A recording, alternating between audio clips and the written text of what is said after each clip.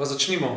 Od srede do srede. Danes imamo z Alijem v bistvu samo dve možni tematiki, ki sta kolikor toliko relevantni.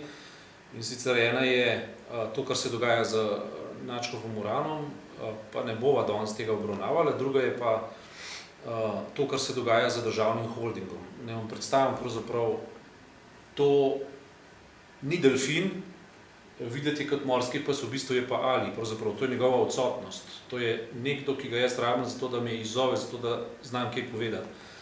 In Ali bi me zdaj vprašal, kaj se pravzaprav dogaja z državnim holdingom, in dejansko nekaj se dogaja.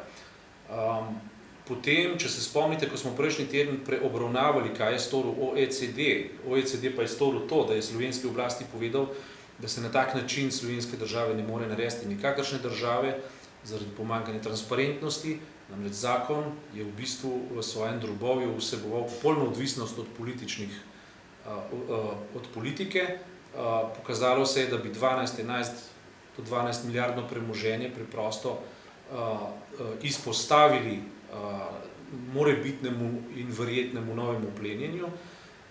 In zato je finančno ministrstvo ta teden neuradno oziroma poluradno kot predlog izdelalo eno novo različico in ta nova različica dejansko izloča nekatere kužne elemente, toksične elemente iz svojega predloga in tako naj bi politika ne bi imela več možnosti kadrovanja in tako naprej, vendar so sindikati javnega sektorja že ugotovili, da gre v bistvu za vnovičen poskus, bolj prikrit in bolj prefinjen, da bi preko nadzornih svetov parlament in seveda na ta način tudi politične skupine spet izoblikovali svoj vpliv in na koncu prišli do svojega cilja.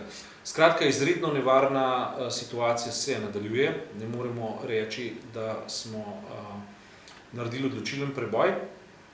Zanimivo misel tedna pa je pravzaprav v enem od svojih javnih izdelkov pojavljen, če tako rečem, povedal ekonomist Igor Masten, ki je rekel nekaj zelo preprostega. Vsi se ukvarjamo in pravilno je tako sicer, da se ukvarjamo z holdingom, vendar ni bistvo problema v tem, pod katero streho bo celotno državno premoženje.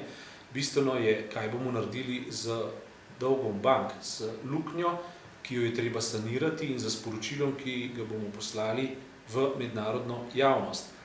Poslanci ne počnejo ničesar, šli so na dopust in dajejo vtis, kakor da se jih nič ne tiče. Vsi prisegajo na neko vročo jesen, v bistvu se pa zdaj torej ad ena dogaja nekaj, kar je potencialno netransparentno in vlada še vedno ne spušča signalov, da želi javno premoženje in s tem tudi modro banko, ki v bistvu varuje pokojnine javnih uslužbencev, da jo želi peljati transparentno in menedžersko profesionalno, kar pomeni, da so ta vplačila varna in neodvisna od trenutnih političnih apetitov.